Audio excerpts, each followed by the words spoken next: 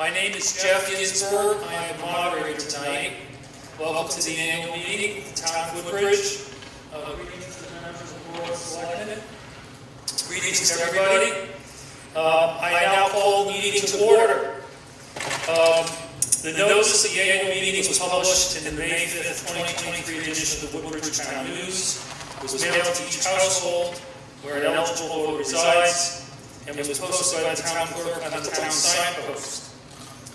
I would like to entertain a motion to waive the reading of the legal notice. Is there a motion? Any second? All right.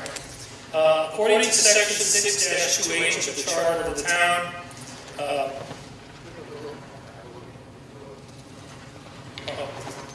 may I have a motion to waive the reading of the legal notice? All those in favor? Thank you.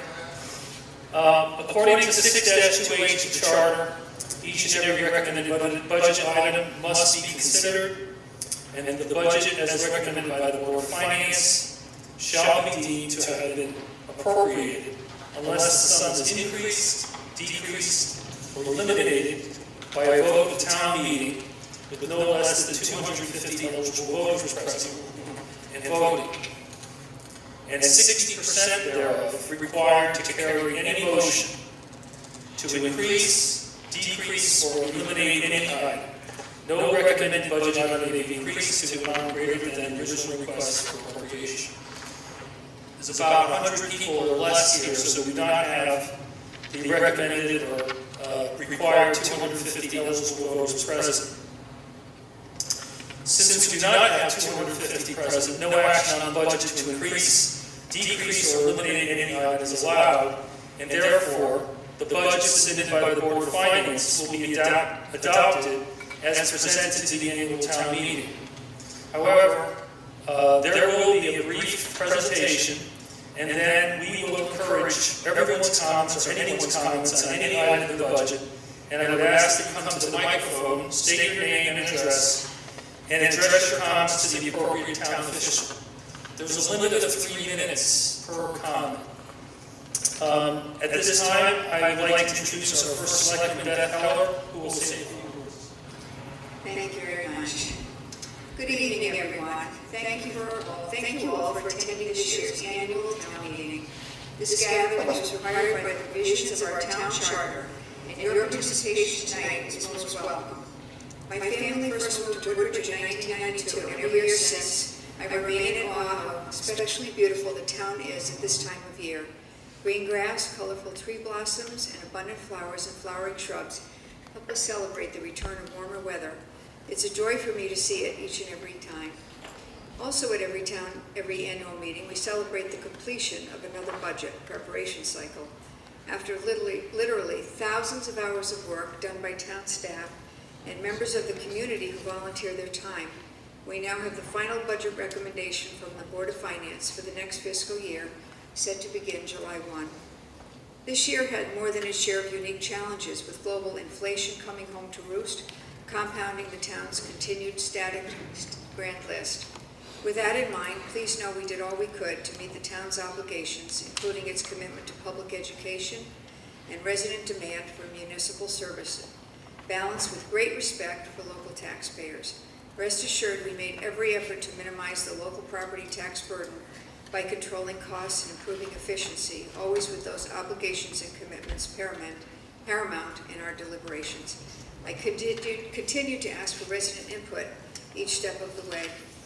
The Board of Selectmen reviewed and reduced the initial departmental requests and subsequently unanimously approved and forwarded our proposals to the Board of Finance for further review. The budget deliberations required tough decisions guided by careful consideration of the best interests of Woodbridge taxpayers. I hope you will all remember that since last fall, I have been encouraging residents to take an active part in the months-long process of budget development. I consistently wrote that all residents could have a voice in this process. Operating budget presentations began in late January, and the opportunity to ask questions of each department was strongly encouraged, as was attendance at meetings, reading meeting minutes, watching Channel 79, and reviewing meetings on YouTube. Over the past several years, we have consolidated staff positions and reduced programs. From 2016 to 2023, the town department's portions of the adopted budget has increased only by 5.53%, while inflation has been in excess of 25% over those 7 years. During the same period, the Amity budget increase has been 27.33%, and the Beach Road School budget's increase has been 21.68%. Each year, as we convene the budget process, it is clear to me that we need to grow and diversify our grand list. In order to support our priorities, we must focus on growing revenue. In 2020, we created the 2030 Task Force, whose membership includes Woodbridge residents who are both business and town leaders, and they have been charged with seeking ways to create a healthier, robust grand list by 2030. The town can grow its grand list by expanding the commercial district and by offering new and diverse housing. Our 2030 Task Force is examining how to accomplish just that, with the goal of having a healthier grand list by 2030. The task force has already presented its connectivity proposal, as well as strategies on placemaking and other ideas for the business district to maximize grant opportunities. The selectmen voted unanimously to endorse the concepts presented by the task force and authorize the finance director to move ahead with seeking grant opportunities. I look forward to making this vision a reality. Recently, Toll Brothers broke ground for a new housing development on Bradley Road at Litchfield Turnpike. These approximately 70 new units will allow older residents to downsize here in Woodbridge, should they choose to do so, and also attract new and diverse businesses to the commercial district, while potentially adding an estimated $1.1 million or more onto the grand list. Other savings we realized through the regionalization of animal control. We continue to handle calls for Bethany Seymour and may have an opportunity to add Beacon Falls. Additionally, bulk permit fees, weighing haulers' loads, and focusing on recycling can continue to keep our waste management costs down. Over the past year, we made an important progress in some major capital projects. We have a restored commitment to the town's infrastructure, including roofs, roads, and buildings. After years of deferred maintenance, we are overdue in looking at the cost savings of sustainable buildings. Building maintenance has been working on replacing all lights with LED lower cost lighting and installing programmable thermostats. We also need to look at increasing insulation, roof replacement, and double pane windows, all the things you do in your own home for increased energy savings. These infrastructure projects include the Woodbridge Center renovation, the Center Building Gym renovation, the former firehouse renovation, and the Center Building renovation. The Woodbridge Center's transition is almost complete and will hold a ribbon-cutting ceremony next month. When finished, the Senior Center will be a modern, fresh, welcoming, air-conditioned space with excellent ventilation. This project is a result of years of planning, and with state and federal funding will help those over 55 remain healthy and active with new and continuing health and wellness programming. With a steep grant and a portion of the federal ARPA funds, the Center Building Gym will have a modern, efficient HVAC system, refinished flooring, and improved ADA accessibility, among other improvements. This is a room that is heavily used 6 days a week, year-round by multiple departments, and it is long overdue for this attention. Hopefully, we will resume all our town meetings there as well. With $2 million in federal funding, the former firehouse plans are beginning to look transformative. This building will serve the town as a community and cultural center and will be available for residents and community groups to use. The center building, which was built almost 100 years ago and which houses our police and human services departments, is in dire need of modernization and efficiencies for energy savings. The Board of Selectmen has provided funding for the initial stages of planning with an architectural firm. Another much-needed project that has had our full attention is the Beecher School roof. The Woodbridge School District has been experiencing delays in a roof replacement project due to administrative turnover and pandemic-related disruptions. Please keep in mind the district has had 3 superintendents and 3 business managers from mid-2020 to 2023. The town is currently working with the new superintendent, Vonda Tensa, and the Board of Education to finally get this done. We have been informed by the Woodbridge Board of Ed that the project cannot disrupt academic activities, and as a result, the earliest the roofing and other improvements can be started is summer 2024. In the meantime, the building committee has continued to urge the Woodbridge Board of Ed to take the necessary interim steps to correct leaks and limit water damage to the greatest extent possible between now and the start of capital project work. in mid-2024, and I have been assured this is happening. We have many great departments that make Woodbridge a special place, and I'm going to highlight a few for you. Last week included International Firefighters Day, which marks the lifetime service given by firefighters. Our volunteer fire department responds to calls for service 24/7, 365.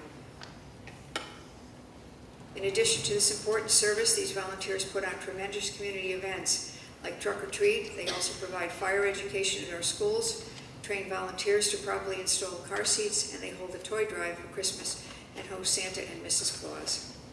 Today is Peace Officers Memorial Day. Let us take a moment to remember all the men and women who gave their lives in the line of duty. Their memories will not be forgotten. Our police department is also a 24/7, 365 operation. They have answered 26,809 assorted calls for service to date and responded to 555 activated alarms. Woodbridge Police Department also sponsors Fill a Cruiser to help families with toys at Christmas, volunteers at senior centers, luncheons, participates in Special Olympics fundraisers. 2 officers are assigned full-time to our local schools, and Officer Lynch runs a DARE program at Beecher Road School. Our department also has 2 trained accident reconstructionists and 1 state of Connecticut certified drug recognition expert. Woodbridge Human Services provides social services, senior services, youth services, and veteran services to residents. They continue to execute health and wellness programming, including pandemic assistance such as masks, home test kits, COVID vaccine, and booster clinics, isolation outreach, as well as flu clinics, client advocacy, fuel assistance, beta tax assistance, and food pantry coordination and distribution.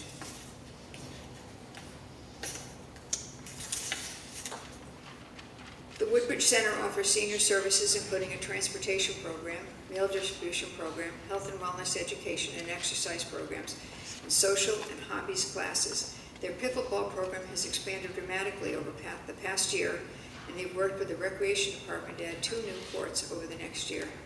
Our Youth Services Bureau coordinates positive youth development and prevention programming, including babysitting program, home alone classes, internet safety, job bank, after-school programs, and community service opportunities for Woodbridge students. The Woodbridge Town Library serves the informational, intellectual, cultural, and leisure needs of the Woodbridge community. The library typically offers hundreds of programs a year, ranging from story times and craft programs to lectures and concerts. This year, the library has expanded its hours to include Saturdays during the summer and has started a new 1,000 books before kindergarten program to encourage early literacy. The Recreation Department offers both youth and adult programs, a variety of summer camps, and maintains facilities including the fitness center, bocce and shuffleboard courts, as well as handling tennis court permits and managing the use of town recreational fields. The department offers swim lessons, yoga for adults, and a volleyball league. They organize the well-attended summer concert series, the annual road race, and the Loga Testa Kids Triathlon. Our Public Works Department is made up of 3 sections: highway, parks, building maintenance, and waste management. The Highway Department oversees 78 miles of roads, including paving and plowing, storm drain, street lighting, line stripping, and trees. This year, they've removed 86 problematic trees and have a list of another 50 or so to address. Building maintenance oversees the maintenance, operation, and security of all town buildings and sidewalks and handles setup and breakdown for most town meetings. Waste management runs our transfer station. So far this year, they have disposed of over 1,985 tons of municipal solid waste, 525.6 tons of recycling, and 205 tons of demolition and bulky waste. I'm delighted to describe some of the many community activities uniquely available here in Woodbridge.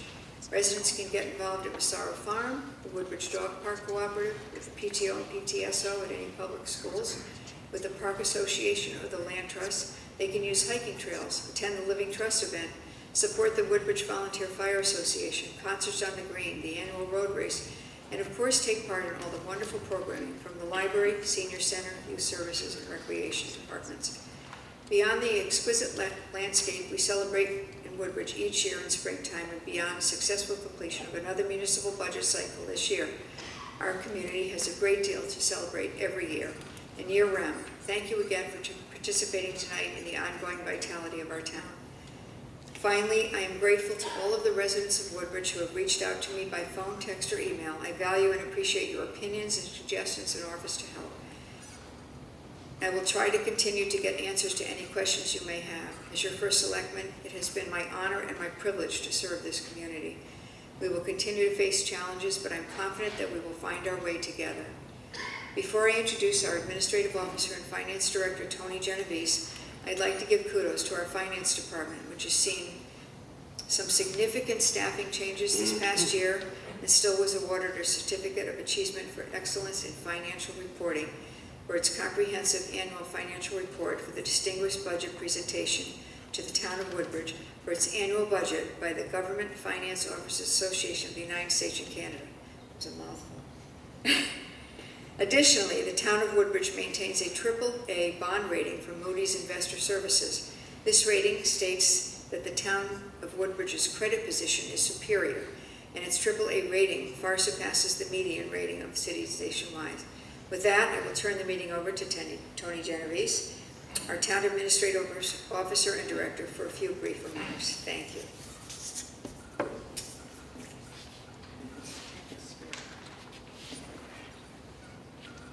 Thank you, Beth. I just have a few brief remarks this evening, just to highlight, is that better? Just to highlight the few changes that were made to the budget at the conclusion of the preliminary budget hearing by the Board of Finance. And they are also highlighted in your annual town meeting notice. First change was an addition of $11,000 to the fire department operating budget to fund a cloud-based software system for fire records management. The second change was to reduce fringe benefits, town fringe benefits by $34,000. That's due to savings in both healthcare and retirement costs. A third is to increase the capital budget by $48,000, which funds costs related to IT improvements in the police department. And finally, an addition of $25,000 on the income side of the budget for interest income due to continued higher interest rates. So the net impact of all of those items is actually zero on the budget. So there is no change in the total mill rate, and the mill rate or the budget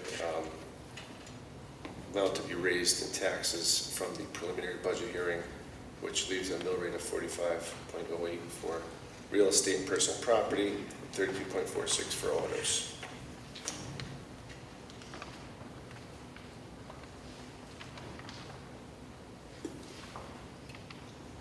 Thank you very much. I'm going to open up the meeting to questions and answers, reminding everybody that we're going to try to keep it to 3 minutes.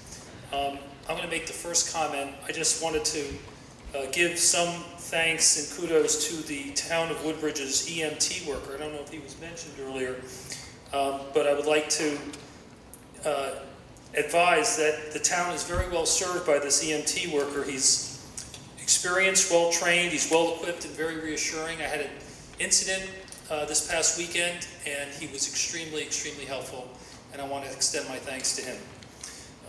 With that, I would like to open up the meeting for comments. Does anybody have any comment on any of the items in the budget? Sure.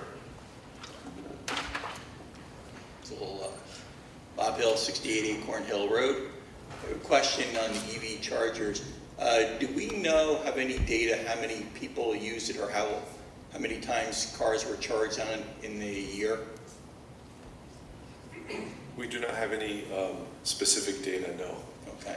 So I will let everyone know. So the calculation I did the last meeting, the chargers are probably costing me more than the golf course is costing me.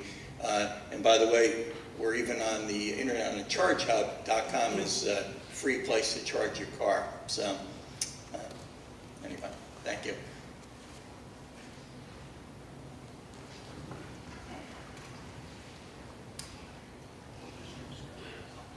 Good evening, Anthony Valillo, 30 Dogwood Circle. I have 2 questions and 1 comment. An obvious question, why is there a $400,000 contingency in the Board of Finance budget? Because the town, both town union collective bargaining contracts are expire June 30th, so we do not have any cost of living adjustments in any of our department budgets. So there's an estimate for an increased contingency as a result. All right, well, that's a good segue to my next question. The single biggest line item other than education is employee fringe benefits. I've been here in the past talking about this issue. Can anyone tell me, of the $5.1 million fringe benefits, the employees that are the beneficiaries of those benefits, what is the total base payroll? I'd like to get an idea of the percent overhead of fringe benefits versus base payroll, because I think it's exceedingly high. I could just tell you, I don't have that specific information on me. I can certainly discuss that with you if you want to stop by my office, but I can tell you that it's probably higher for public safety.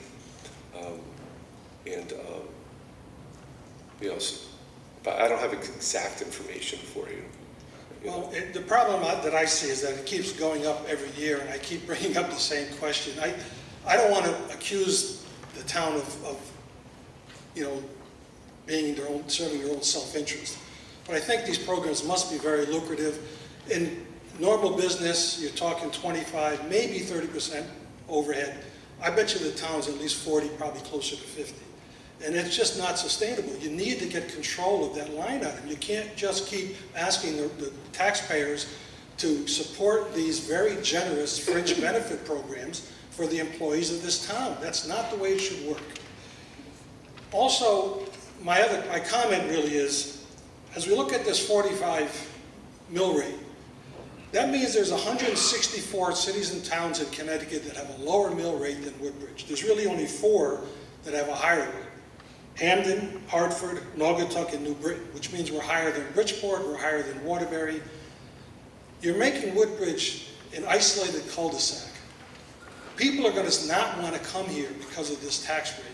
And people who want to sell to get out are not going to get fair market value for their properties because of this mill rate.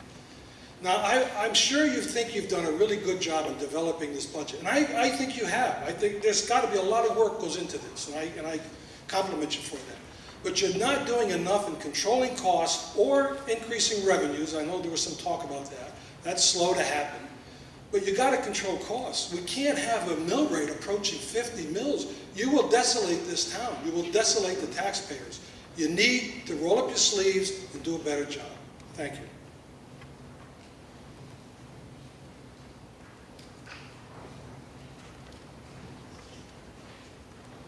Are there any other comments or questions?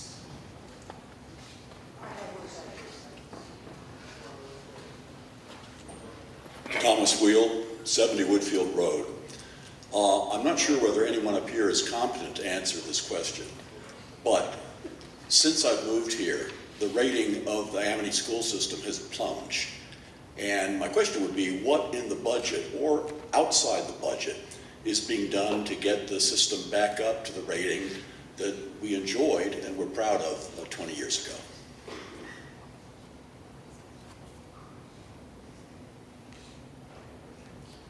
Thank you. I would think that that's probably a question to be directed to the Amity Board of Education. Okay, thanks. I did say I didn't know that anyone here could answer that. Okay, Thank you. you're welcome.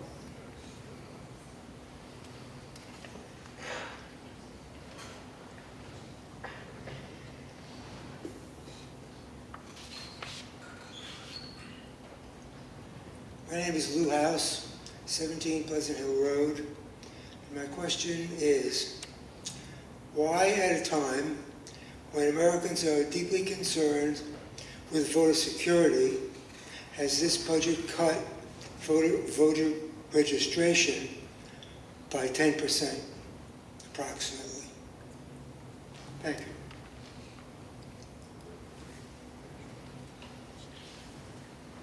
Maybe the registrars of voters could come up and answer that. Okay, I don't know. They're not outside anymore. Okay. Thank you, panel. Our registrars. Yeah, the answer to that question, the budget for the registered voters fluctuates from year to year depending on how many elections there are going to be in a year. Because our primary cost is elections, so we have a lighter year next year.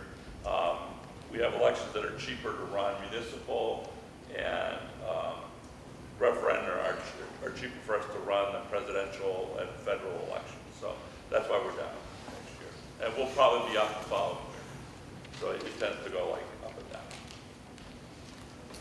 Thank you.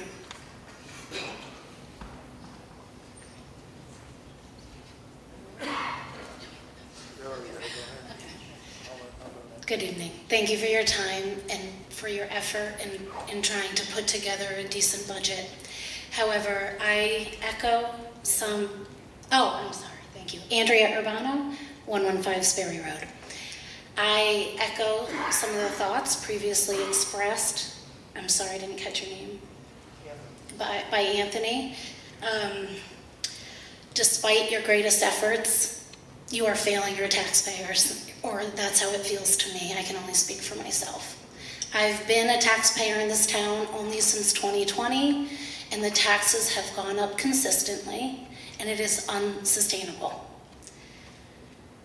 Beth, you introduced this meeting with lovely remarks on the natural beauty of this town and what a beautiful time of year it is. And indeed, this town is beautiful. And it's because of us taxpayers who prioritize open space and the maintenance of green spaces that it is such.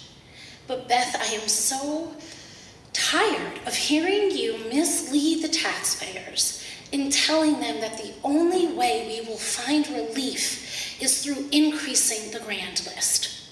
It's simply not true. It might be part of it, but it's not all of it.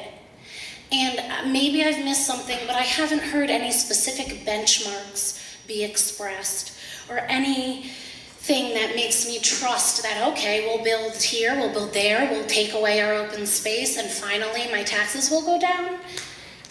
I don't buy it. But instead of speaking the truth and getting into what I view as the solutions, because I'm not the elected officials, I will instead hopefully encourage the townspeople to know that the solution lies in us voting in elected officials who are willing and able to problem solve creatively. And if that requires looking at internal systemic flaws and limitations and those hard decisions, then that's what it requires. That's what we need. That's what I'm asking of you right now, to make life easier for the taxpayers. And if you're going to continue to increase the taxes in this rate, at least give us some notable services that benefit all. Thank you.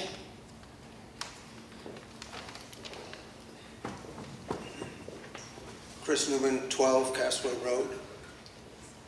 Nice long speech. Great job patting yourselves on the back. What have you done to decrease the debt? No answer? That's sad. That's why these people here are a little bit pissed. You haven't done anything to decrease the debt. In fact, how much is our debt in our town? Do you know? We'll have that for you. Hold on. He's got it right here. Well, last time I asked that question about 5 years ago, we were over $40 million in debt. Is that about right?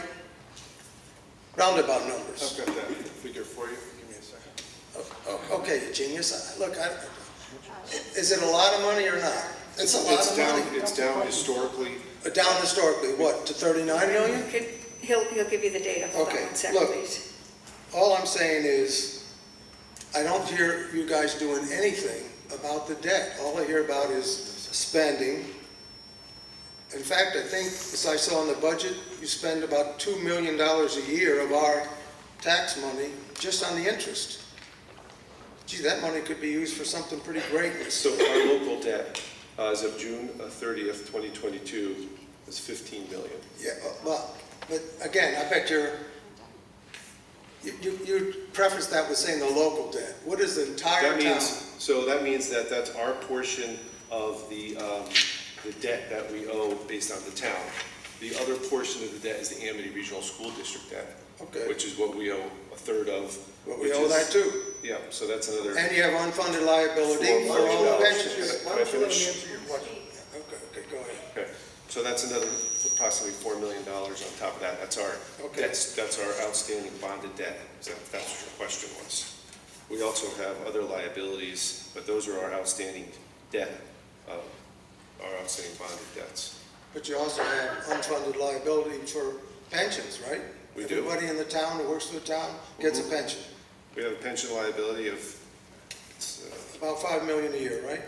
it's about a little more, $6 million. There we go. Okay, so now we're starting to get closer to that $4 But if you million. compare us to other municipalities, our debts are actually very low. And That doesn't sound low to me. Do you carry debt, sir, at home? Your credit cards? I bet not. this is not about what I do at home, sir. Yeah, but it's about for us. All right, let's keep what it we have away to from pay. being All right, personalized. so let me just make a couple suggestions, which you might be able to do. Number one, this shouldn't be here. This should be a referendum for the entire town, because it affects all of us. We all have to pay into this. Now, perhaps you have to do something about the charter so that we all get to vote on a Tuesday, all day, not just, coming for a few minutes, and we don't have 250 people, so you guys get your way. You guys also, I saw on the budget, 700,000 or thereabouts for the Board of Selectmen? That's about right figure? There's 6 of you. They don't get paid What is that money for? This is, to run the town. Look at the line items, go ahead. Okay. The line items. Well, let me pass The over one Board of other thing. Selectmen is the only paid member of the Board of Selectmen. I see, okay. I didn't.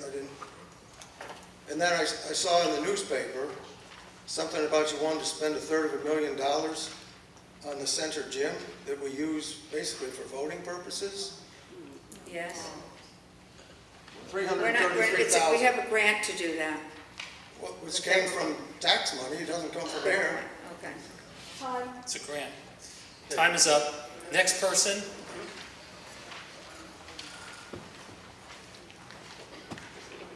Dr. Alan Davidson, 15 Edgehill Drive, Woodbridge, Connecticut. I've lived in the town for 51 years now, and I just want to answer some of these questions. At the last meeting, it was brought up that Eastern Connecticut's town was similar to ours and had a much lower mill rate. The mill rate, as we all know, is a total assessed property value divided by the budget, then assessed to the property, given the tax bill as a percentage of the property value.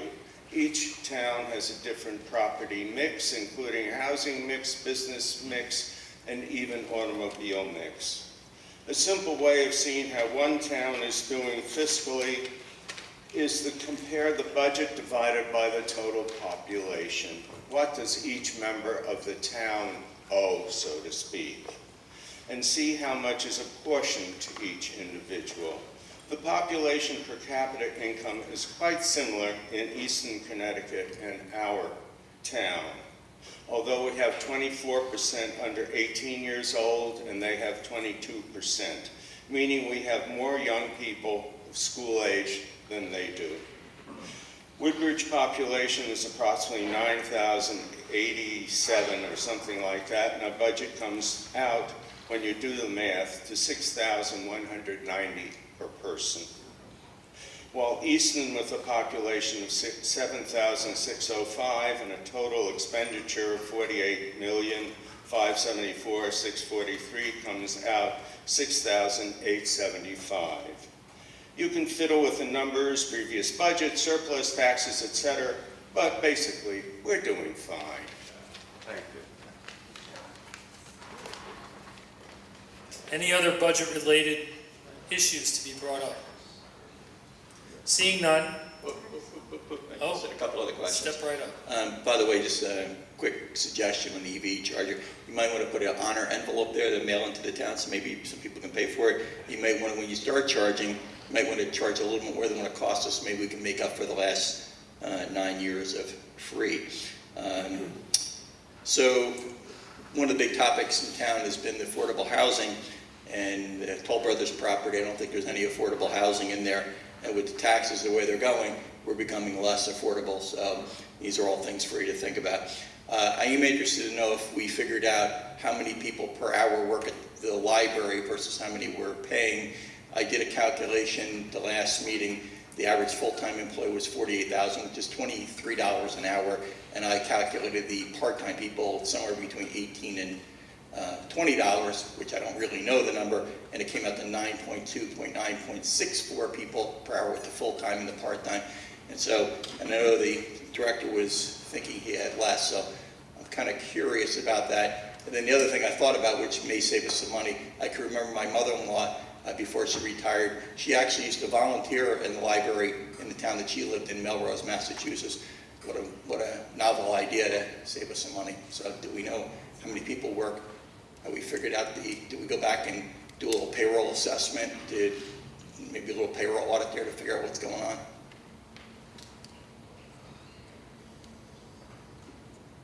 I guess not. What's about the library? This is a question not clear. So the last meeting, Yeah. I mean, we make these comments, and we're hopeful that they're researched after we make them, not just nothing happens. And I did a calculation that basically, based on the 7 full-time employees that were noted in the book, and I took the part-time employees and I divided by either $18 an hour and 20. I think it's a pretty reasonable number to work with. And I come up with a number of hours and I divided it to the 54 that the library operates, and I came up with there's an average of 9.2 to 9.64 people working every hour. And the director didn't think there were that. He says there's 3 people downstairs and 2 upstairs. And I guess when you do that, you do a little calculation. One of the questions, the additional questions I was, how many transactions do we process in a year's time? In other words, how many people are served in a year's time? Because then you take that and divide by the man hours and you figure how many people per man hour people work. That's what people do in business. Okay. Thank you. Anybody else?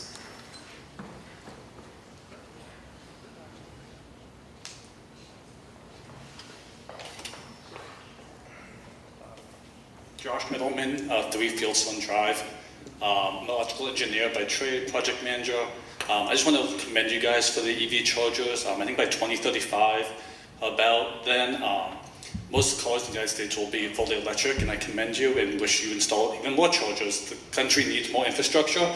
We need more EV chargers. We need more everything to come about. Oil's going to be going, so we got to do what we can to install even more chargers across this town. Thank you.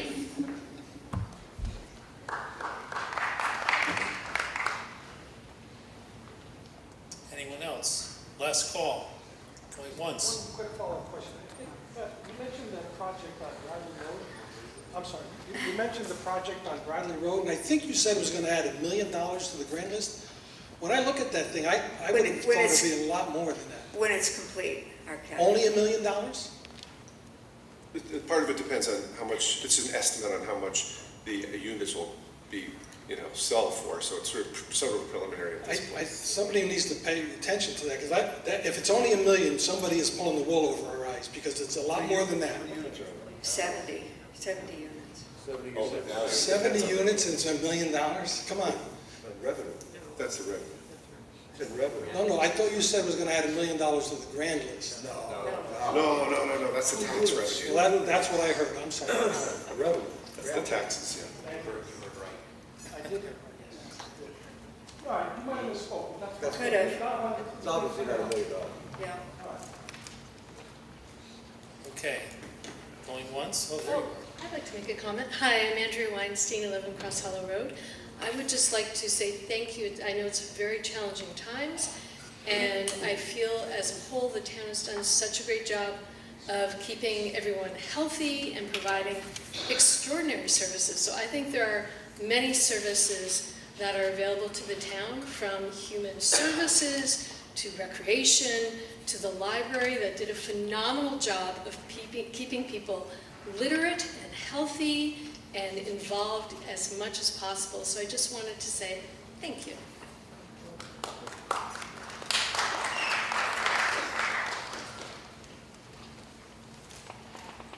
Any other budget-related questions? Seeing none, I entertain a motion to adjourn the meeting. Second? All in favor, say aye. Aye. Unanimous. Thank you very much, everyone.